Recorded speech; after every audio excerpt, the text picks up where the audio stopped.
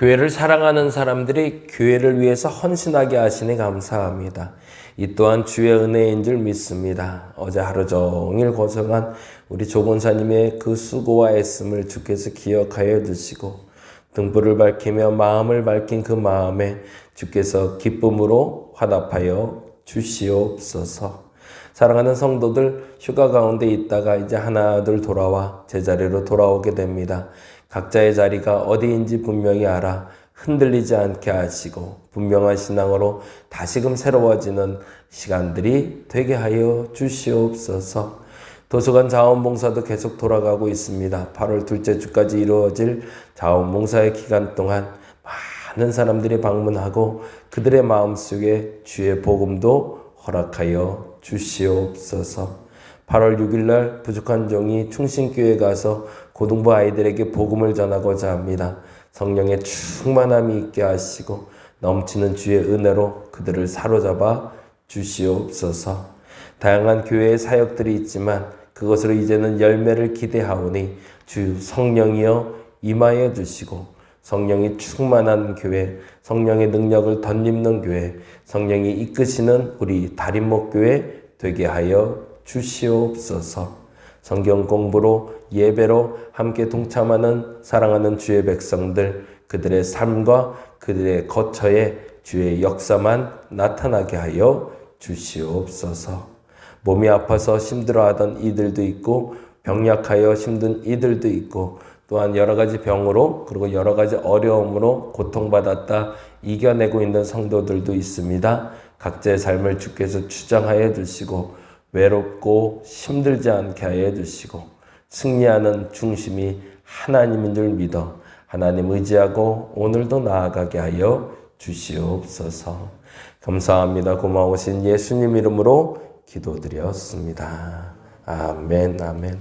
오늘은 창세기 드디어 마무리합니다. 창세기 50장 15절부터 봅니다.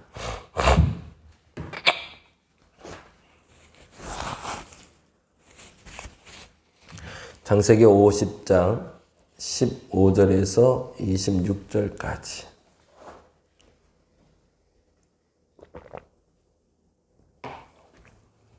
창세기 50장 15절에서 26절 마지막이니까 우리 쭉 한번 읽고 마무리하도록 합니다.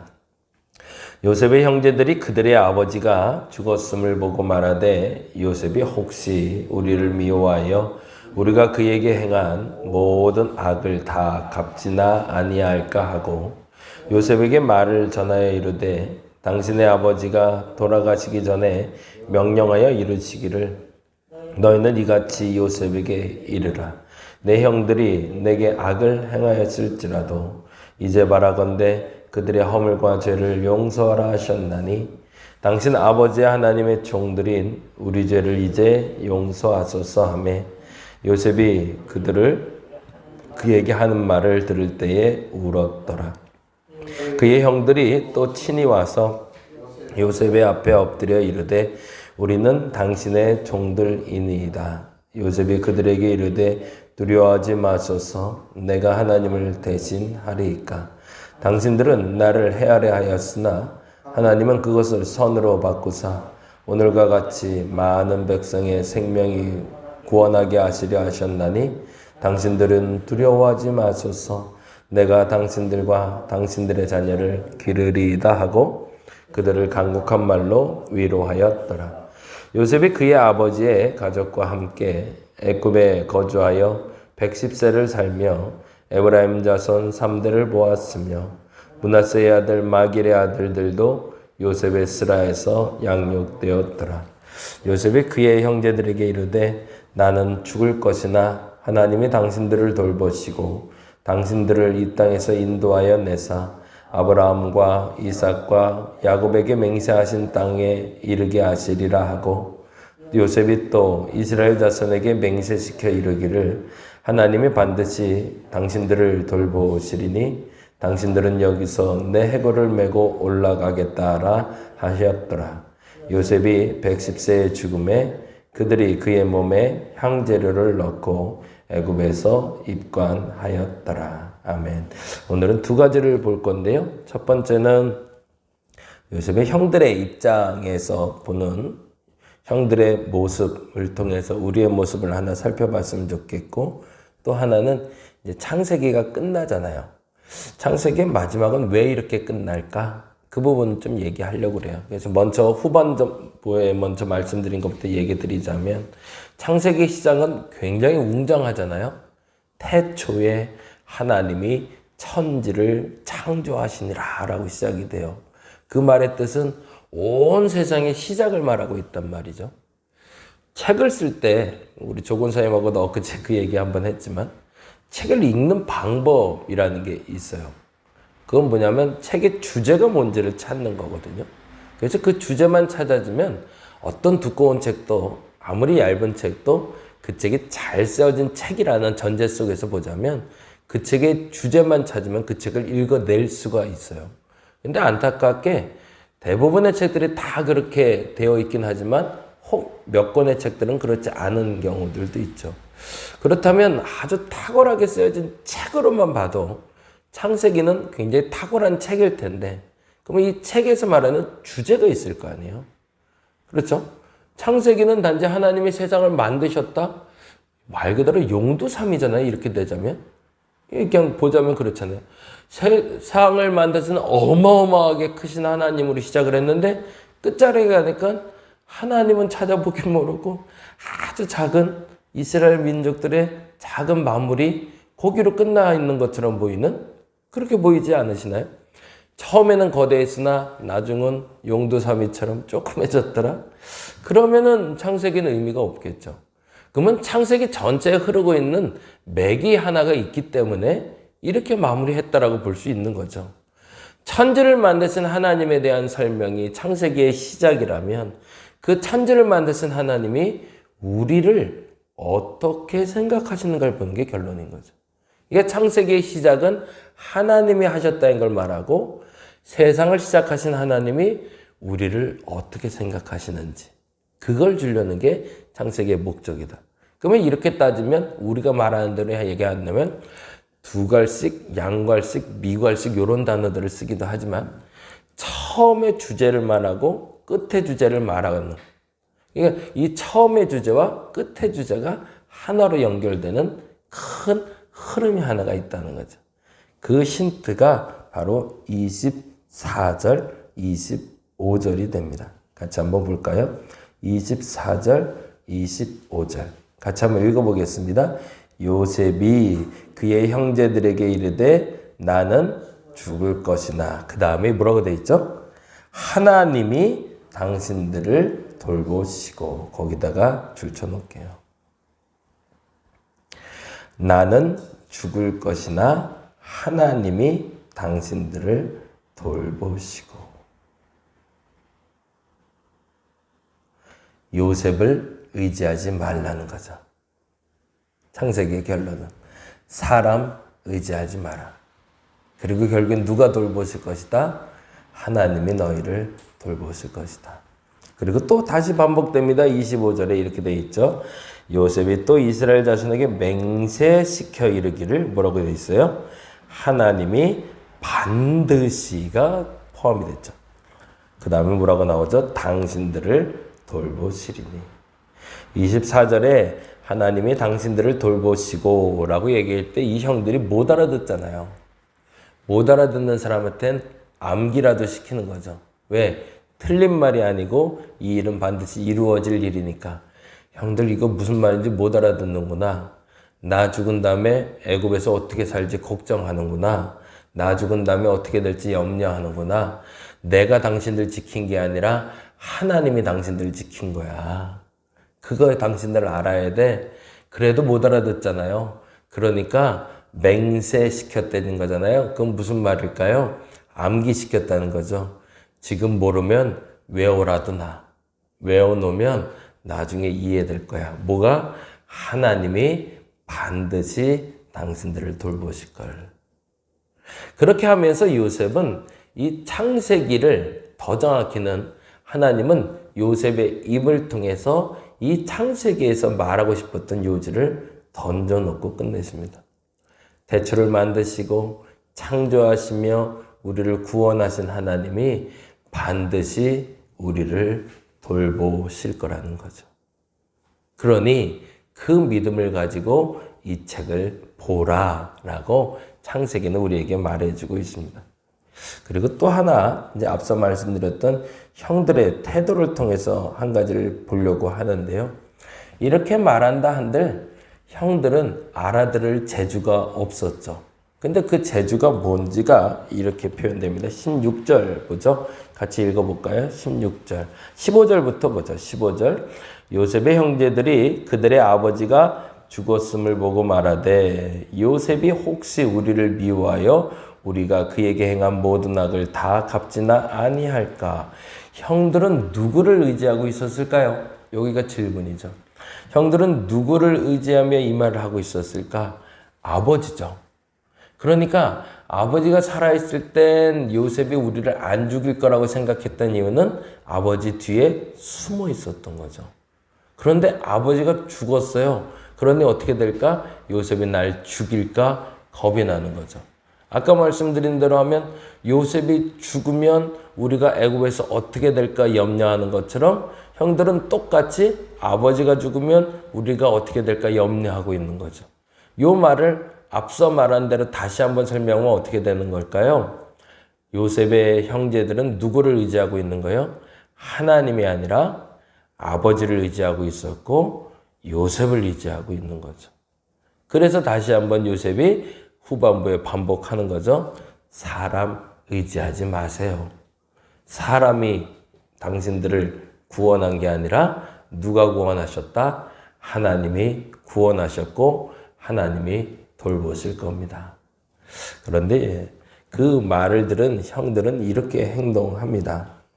16절인데요. 같이 한번 읽어볼까요? 16절. 요셉에게 말을 전하여 이르되 당신의 아버지가 돌아가시기 전에 명령하여 이르기를. 이 말은 굉장히 중요한 의미가 돼요.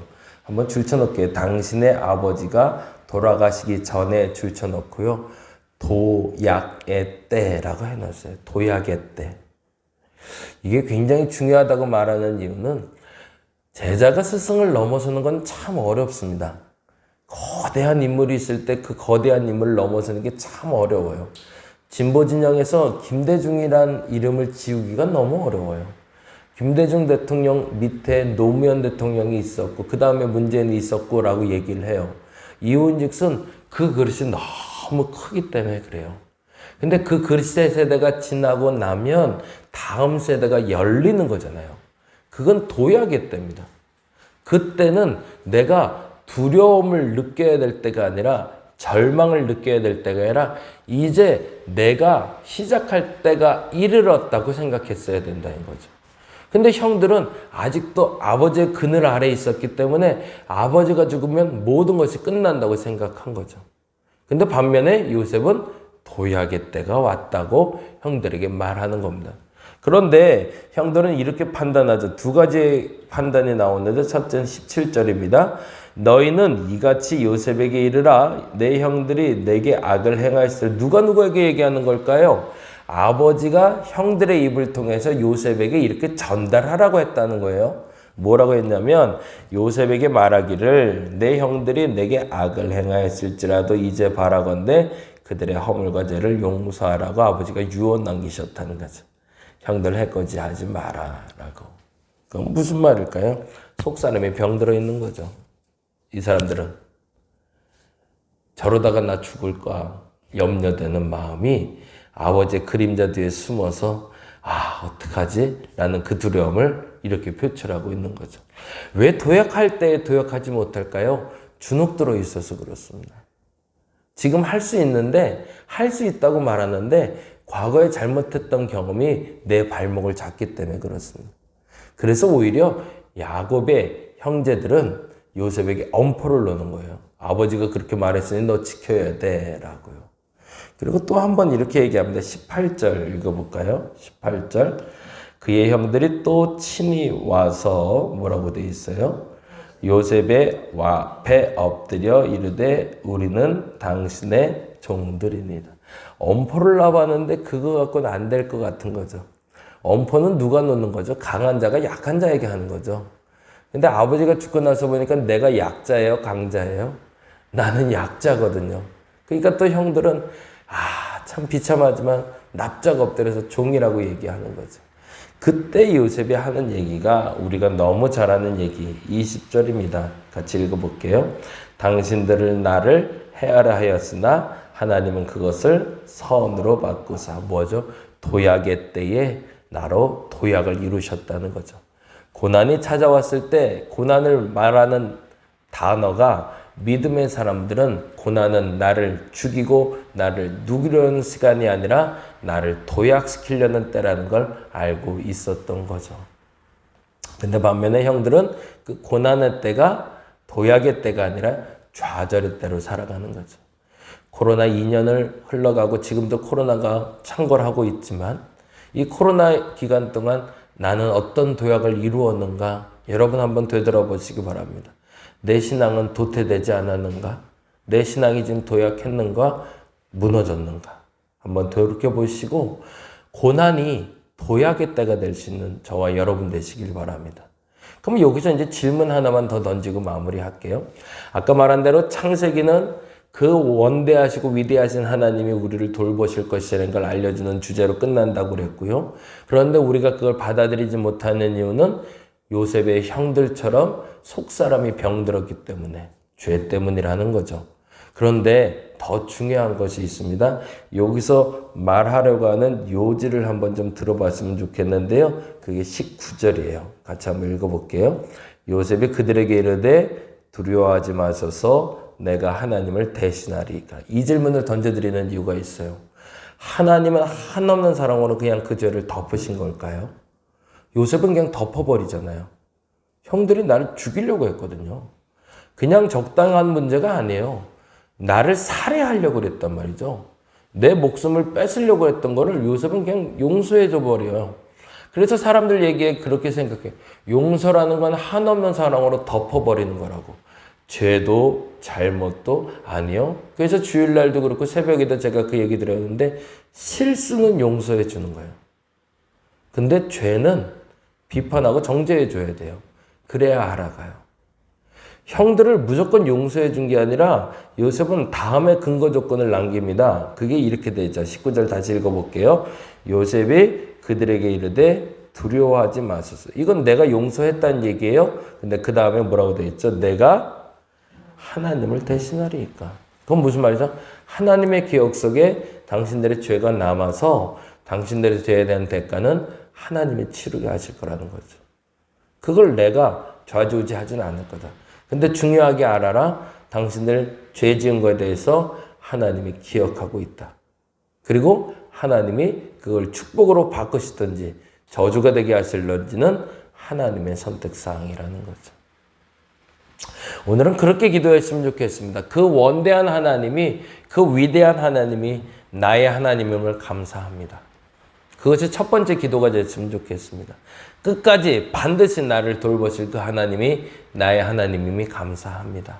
그리고 두 번째, 그 하나님을 만나기 위해서 내 속사람이 병들어 있다면 내 속사람을 자유할 수 있도록 용서해 주시고 죄의 대가는 치루어서 요셉처럼 고난의 때 도약하는 사람이 되게 해달라고. 이 두 가지의 결론으로 창세기를 마감할 수 있는 저와 여러분 되시기를 간절히 바랍니다. 기도하겠습니다.